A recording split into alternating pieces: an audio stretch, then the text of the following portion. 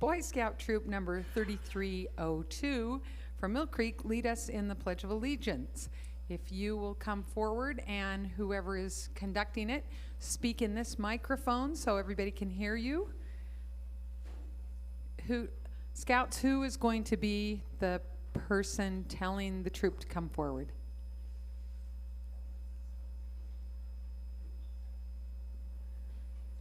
Right there at that microphone, okay, pal? Thank you.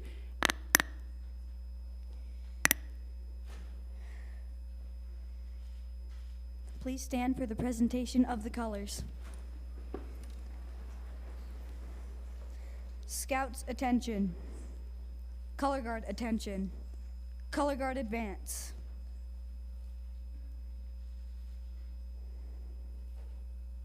Scout, salute.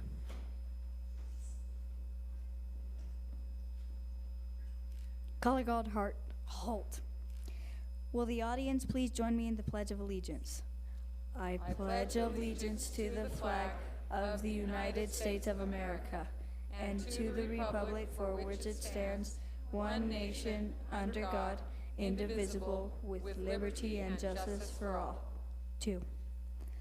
Color Guard, post the colors. Color Guard, reform.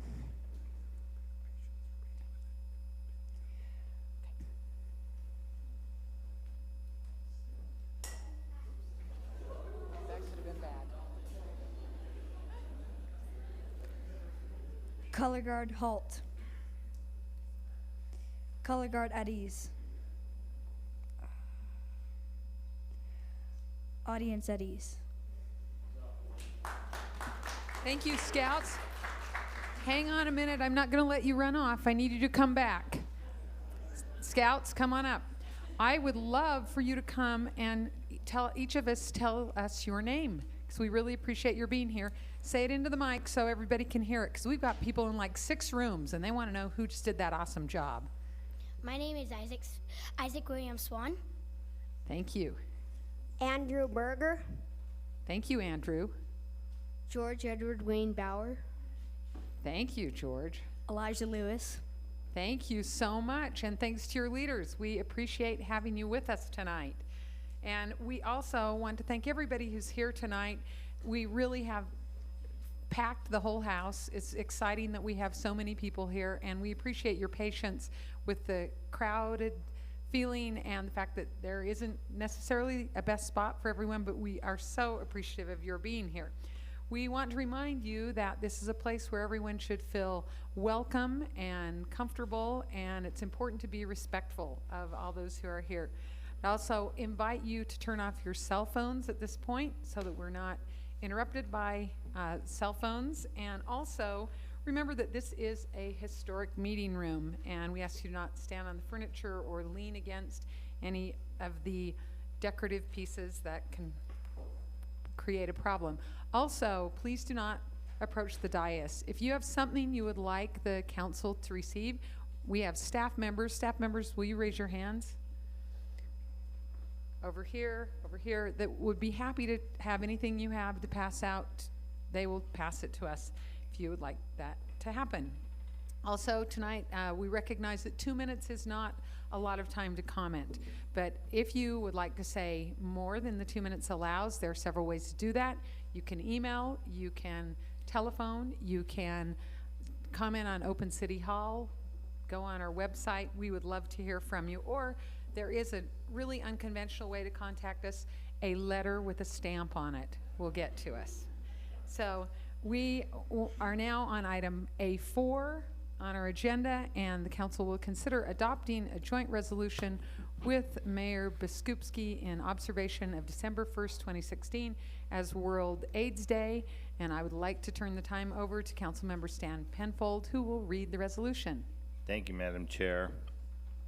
Whereas, according to estimates from the Joint United Nations Program on HIV/AIDS, there are now more than 36.7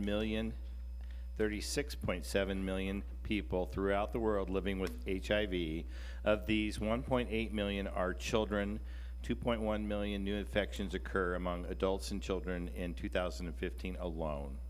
And whereas HIV infections are continuing to increase in Utah, with 25 to 34-year-old Utahns being most impacted in 2015, and whereas the Center for Disease Control and Prevention has found that HIV-related stigma has a significant negative impact on people living with HIV, increases new infections, and delays people seeking testing for HIV, and whereas the elimination of stigma in Utah will lead to better physical and mental health outcomes for people living with HIV, increased HIV disclosure, and decreased HIV infections, and whereas World AIDS Day was established in 1988 and is observed every year on December 1st to provide an opportunity for individuals and communities to take action and help educate for HIV/AIDS prevention, treatment, and care. And whereas Salt Lake City has joined other cities around the world in an effort to increase awareness, provide education about HIV/AIDS, and demonstrate compassion for those affected by HIV, now therefore be it resolved that the Salt Lake City Council and Mayor of Salt Lake City hereby recognize December 1st, 2016 as World AIDS Day in Salt Lake City and encourage all residents to unite together in the fight against HIV/AIDS, reduce the stigma of HIV/AIDS, and support those who are living with or have been affected by HIV/AIDS. Madam Chair, I would like to submit this resolution with a motion to approve. Thank you, Councilmember Penfold. There is a motion by Councilmember Penfold and a second by Councilmember Luke. Is there any discussion? Madam Chair, if I might just Yes. take a minute. For as long as I've been on the Salt Lake City Council and even before, Salt Lake City has been incredibly supportive of the need in our community to do education to disenfranchised populations, and including those who are infected by HIV and AIDS, or who may be at risk for this awful disease. It is with great gratitude I express my appreciation, in particular to my City Council partners, if I may, who have consistently supported resolutions and also the work that for me is very personal, being the director of the Utah AIDS Foundation and all. And so I, on behalf of all of the people we provide services to, I want to extend our appreciation and truly hope you understand how powerful an action like this is on behalf of a city which is the capital city in the state of Utah. So thank you all very much for your support. Thank you, Stan. All those in favor of the motion? Aye. Any opposed? The motion carries unanimously. Next, the council will consider adopting a joint resolution with the mayor supporting the Standing Rock Sioux Tribe in opposition to the Dakota Access Pipeline. And I need to remind you, we can't have, thank you for showing such restraint. That's good. That's really good. We ask you not to cheer, not to clap, not to boo, because we want everyone to feel comfortable. But you know what, after I read this, you can clap, and we'd welcome that. But I want to just take a point of personal privilege here for a minute and tell you, when we had our hearing 2 weeks ago, it was very moving to hear from so many of you and have you share your thoughts. And we're proud to be passing this resolution tonight, and I've been asked to read it. Whereas the proposed Dakota Access Pipeline, DAPL, will run through the Standing Rock Sioux Tribe's historic land, carrying approximately 450,000 barrels of crude oil per day across important bodies of water, threatening agricultural, irrigation, and drinking water throughout the Midwest, the DAPL could also negatively impact, through its construction and possible ruptures, the tribe's treaty resources, ancestral lands, natural resources, and sacred sites. And whereas, absent full federal cultural and historical reviews under the National Historic Preservation Act, the National Environmental Policy Act, the Clean Water Act, and the Rivers and Harbors Act, the Standing Rock Tribe and other Native communities in this region may suffer cultural, economic, and environmental hardship if the DAPL is constructed on its historic lands, and whereas Salt Lake City rests on historic indigenous lands and has 2,300 Native American citizens and an additional 30,000 indigenous people who live along the Wasatch Front and throughout Utah from more than 300 tribes, and whereas Salt Lake City acknowledges in the Climate Change Joint Resolution its responsibility for addressing climate change, the risk of expanding fossil fuel infrastructure, and the importance of forging a path forward that protects our economies, societies, and overall well-being. And whereas we are concerned about the handling of tense situations and the treatment of protesters, and whereas Salt Lake City residents have come together to show support for those at Standing Rock and bring awareness of this issue, now therefore be it resolved, the Salt Lake City Council and Mayor of Salt Lake City support the Standing Rock Sioux Tribe's opposition to construction of the Dakota Access Pipeline across its ancestral lands, waters, and sacred sites.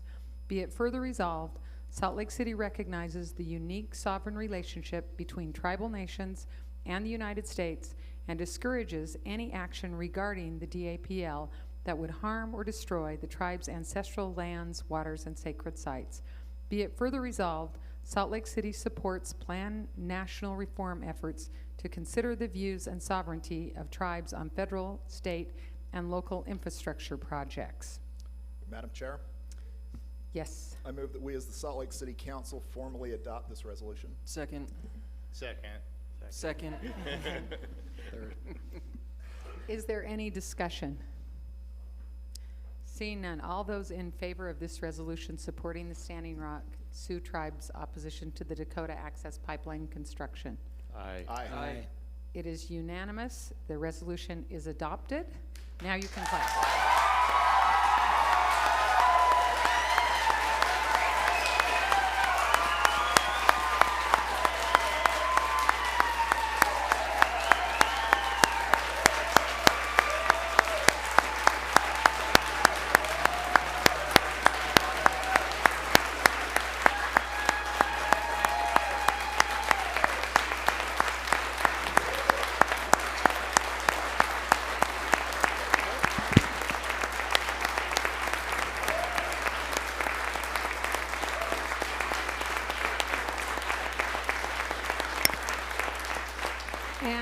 And at this point, I would like to invite Moroni Benali and anyone he has invited to pose for a photo. Because the mayor is out of town this week, we will hold the resolution and present it to you at a later date to hang on to. But if you can come forward, Moroni and anyone you've invited to come for the photo, we would welcome you to do that.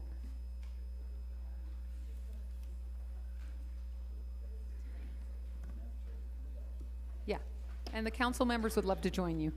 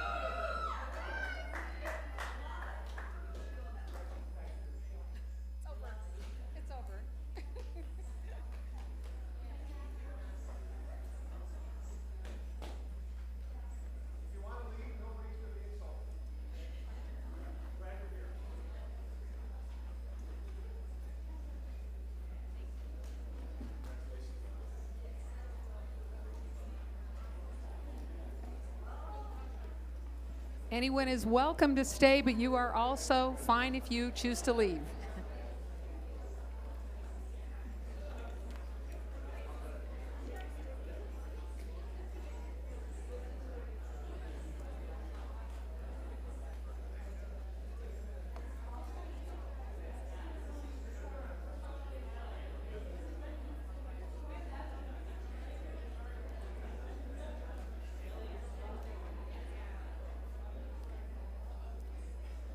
We're going to continue on in just a minute, but I want to give people a chance to clear the room a little bit if they would like to, so they're comfortable and everybody can hear us as we continue on.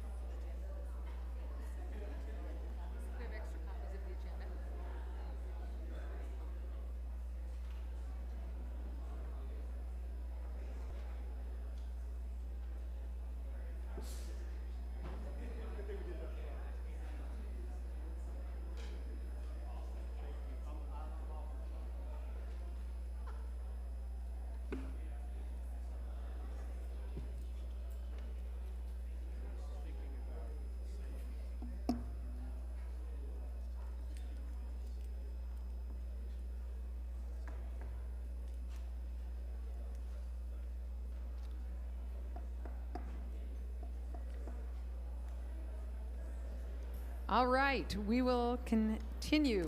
We are now at item 6 on the agenda, and I will look to have the meeting minutes adopted from Tuesday, October 25th from the formal meeting, and Tuesday, November 1st from the formal meeting. So moved. Second.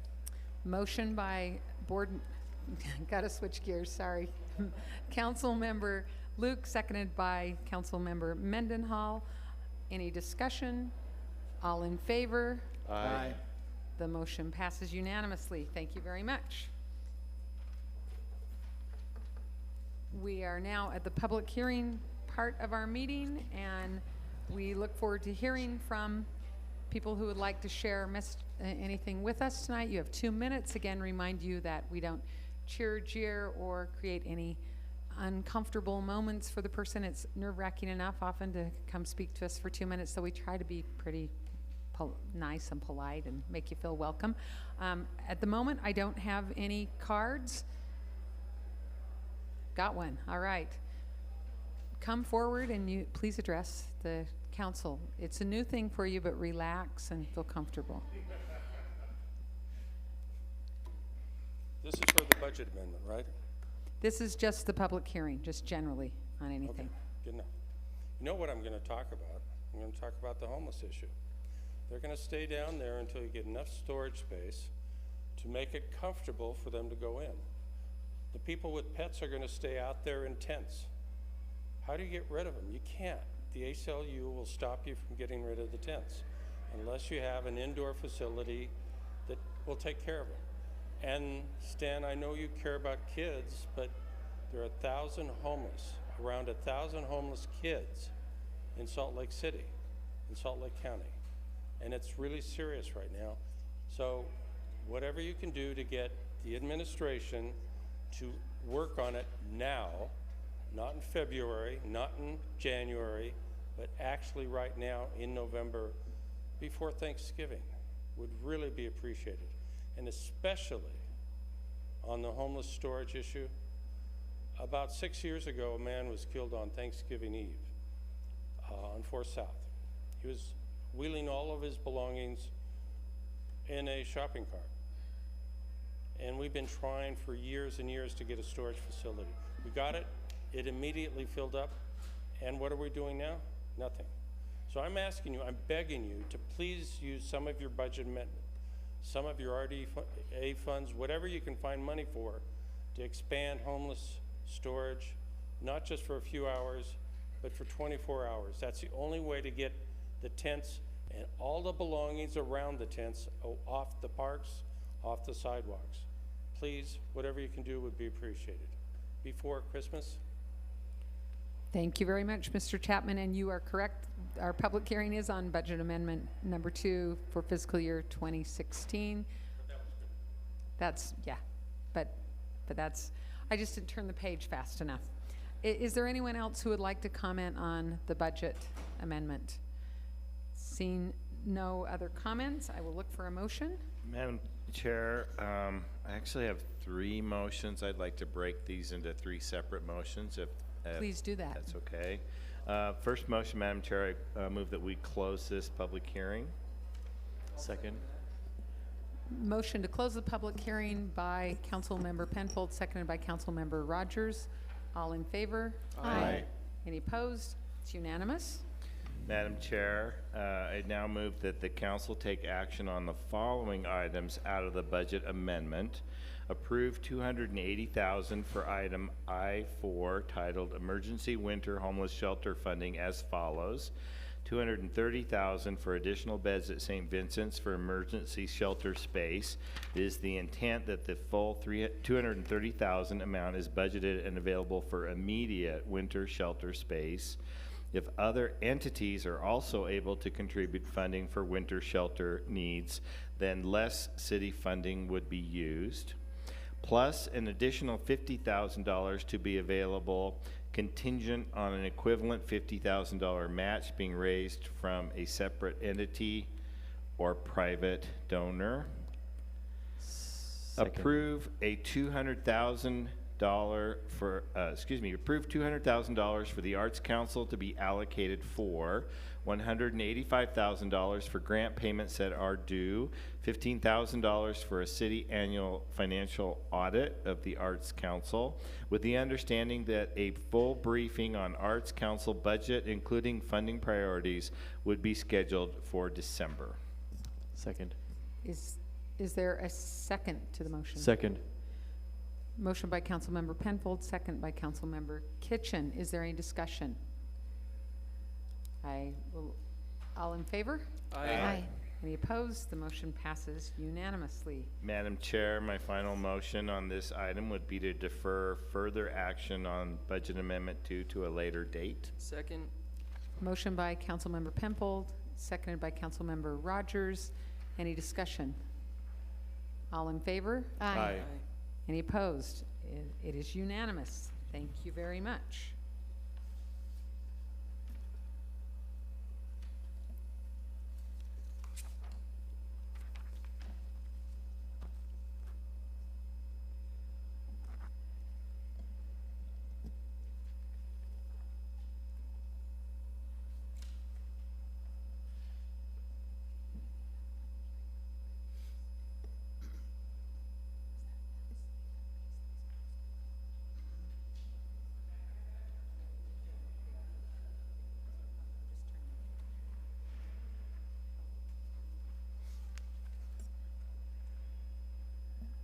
At this juncture, the next public hearing is B2 on the Draft Impact Fee Facilities Plan, IFFP.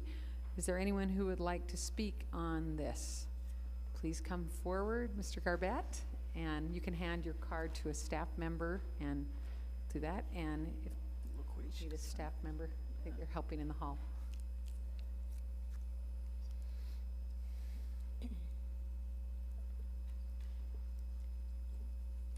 I'm Bryson Garbett, and I live in Salt Lake City. Thank you for letting me be here. Salt Lake City's impact fees, I think, is really, it's amazing to see the smart move that the city made. I think it was an economic development move that created actually a surge. I know from when we put in our request for a permit in July. They're still processing that because of so many requests for permits. I would recommend that you extend the moratorium that you have on impact fees as an economic development move. It worked very well. And then after the extension expires, that you for affordable housing, that you don't charge an impact fee for unaffordable housing to encourage that. And I also thought the single-family housing, how the consultants came up with that was pretty weird. I don't know how they came up with that, actually. And I think that you may want to look at it, at how that is adjusted, because it seems like that's one thing that you especially may want to encourage in Salt Lake City. And I think that could help. Thank you for listening to me. Thank you very much, Mr. Garbett. Alan Roberts, followed by Douglas White. I'm Alan Roberts, architect with CRSA. I'm here also in support of the impact fee extension. Our firm is involved in several large major housing projects throughout the core of the city, and the impact fee, in talking to our development partners, has been a major stimulus for their decisions to have these projects designed and built. I think that extending the fee would advance some of the stated goals of the city, namely increasing employment. People in the realty field, design field, architects, engineers, contractors, subcontractors, craftsmen. There are hundreds and hundreds of people that are employed as a result of this building boom and would continue to be employed if it were to be extended. In fact, the people I've talked to would like it not only to be extended through the middle of March, but even beyond that insofar as possible. It seems that the income loss as a result of the moratorium on the fee would be compensated for by the added tax base as a result of all the new construction that's going on.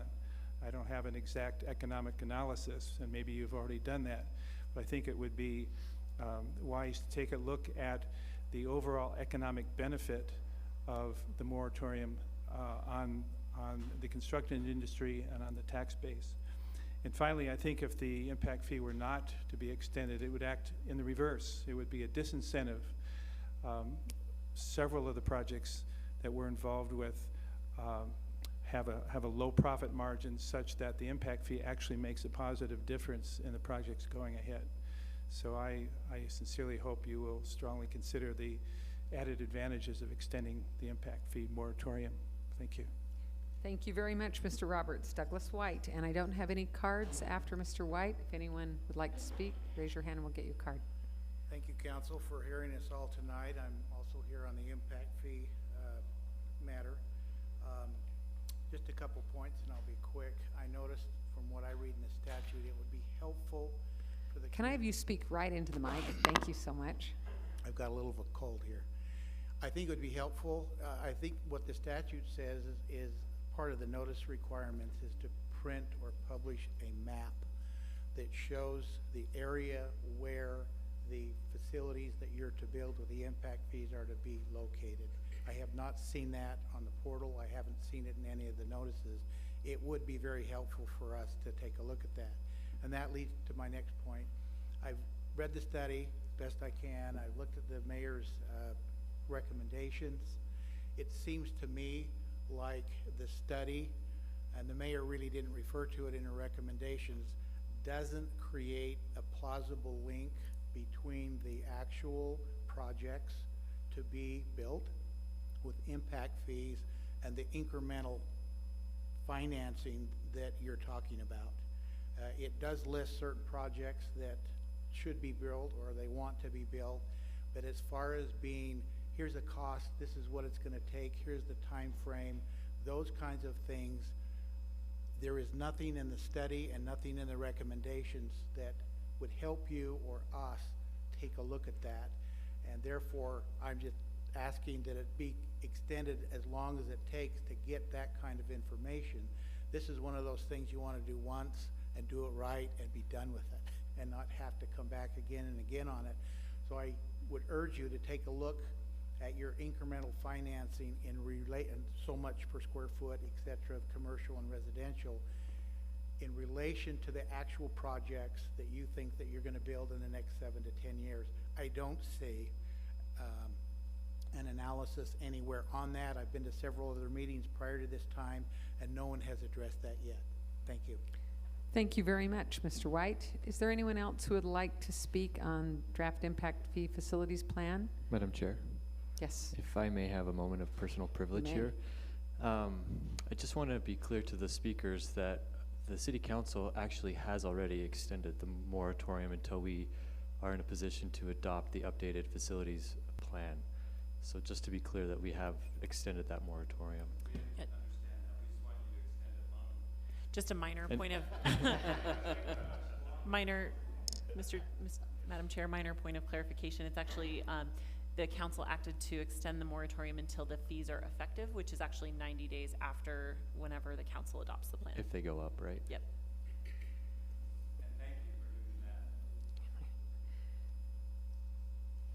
Thank you. We are now at item D on the agenda. Do you want? Oh, yes, thank you. Looking for a motion to close the public hearing. Madam Chair, I move that we close the public hearing and refer action to a later date. Second.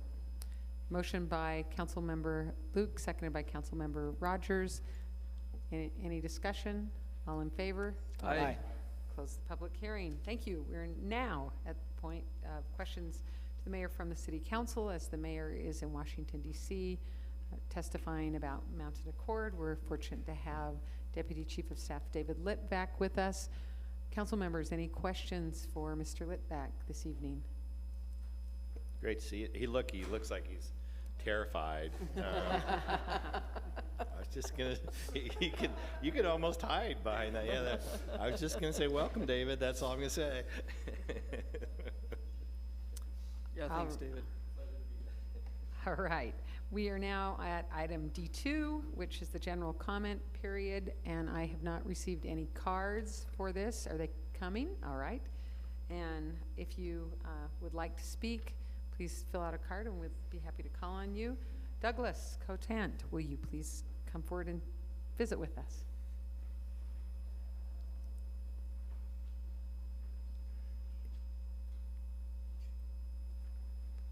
Well, good evening, members of the City Council.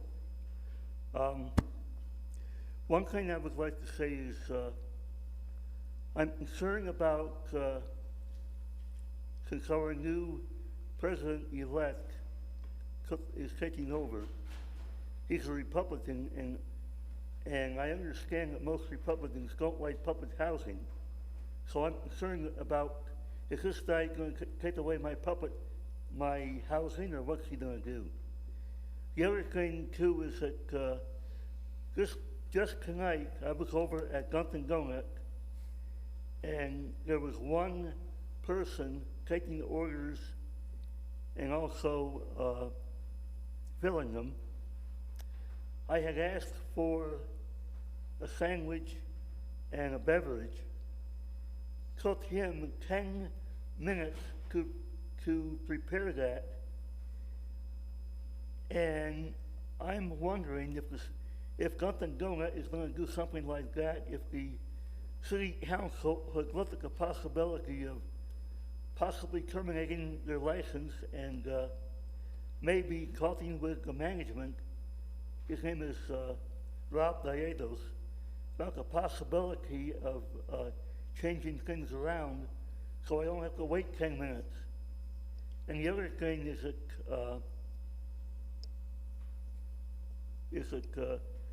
is anything being done about what I said last week about my opinion that Salt Lake County discriminates against persons with disabilities, and I talked about the job that I was trying to apply for last May. And after City Council meeting is over, Lisa, may I talk to you? If it's quick, yes. Right. Yeah. Thank you very much. And point of personal privilege, Douglas, as far as the county goes, you need to talk to the county council about your concerns about discrimination. Uh-huh. Is there anyone else who would like to speak? All right, next, under unfinished business, item F1. Madam Chair, I move the council adopt a legislative action initiating a review of the zoning regulations for homeless shelters and homeless resource centers during... Second. Oh, sorry, Let her I finish. jumped the gun. Do I need to finish this? Yeah. motion. During the research and review process, planning staff should include for consideration any recommendations that will improve the final ordinance in addition to the proposed changes outlined in the accompanying staff memo. Second. Second. Oh, man. Motion by Councilmember Mendenhall, seconded by Councilmember Luke. Is there any discussion? There is, Madam Chair. If one point that I do want to point out that is in the accompanying staff memo is the fact that we are limiting the capacity of the each of the four new homeless shelters to a maximum capacity of 150 accommodations for 150 people. That includes any potential overflow, so we will not be, any of these new facilities will not be going over 150 accommodations for 150 people. So I think that is a very important point to note, and is something that's very, very different from the way that the current practice is conducted. Any other comments? All right, all in favor? Aye. Any opposed? The motion passes unanimously. Thank you very much. Now, I will look for a motion to recess as the City Council and convene as the Board of Directors of the Local Building Authority. So moved. Second. Motion by Councilmember Penfold, seconded by Councilmember Rogers. Madam Chair, Yes, sir. I also move that the board set the public hearing date of December 6, 2017, and consider a resolution amending the final budget for the Capital Projects Fund of the Local Building Authority for the fiscal year beginning July 1st, 2016 and ending June 20th, 2017. Madam Chair, just as a point of order, we didn't vote on the motion to. Sorry. Yeah, I was And we probably should do that thinking before we we take might do that. action as Yeah. the board, I'm thinking. We could do that simultaneously. Or we can do both at the same time. Okay. which- Yeah, I'll amend mine to myself with a friendly amendment that we do that. I don't know if you can amend your own, but I suppose you can. All right, any further discussion? Actually, was there a second for what? Second. Motion It's by just that when Stan Councilmember doesn't do it, Rogers. we're completely lost. If you don't have us convene as the LBA. Do you accept the friendly amendment? It's- I do, okay, for sure, okay, absolutely. Just one, okay. Your split personality, okay. So it is a motion now by Councilmember Rogers and a second by Councilmember Johnston. Any discussion? All in favor? Aye. Any opposed? The motion passes. It is unanimous. I will now look for a motion to adjourn as the Board of Directors of the Local Building Authority and reconvene as the City Council, just So like moved. that. Second. Motion by Councilmember Penfold, second by Councilmember Mendenhall. Any discussion? All those in favor? Aye. Any opposed? The motion passes. We're now at the consent portion of our agenda. I will look for a motion to approve the consent agenda. Move So for moved. approval. Second. Motion by Councilmember Rogers, seconded by Councilmember Penfold. Any discussion? All in favor? Aye. Any opposed? Motion passes. Thank you very much. We have to turn the pages here. Make sure I'm on the right spot on the agenda, and I think we're there. Yep. Okay, we stand adjourned. Thank you. Thanks for being here.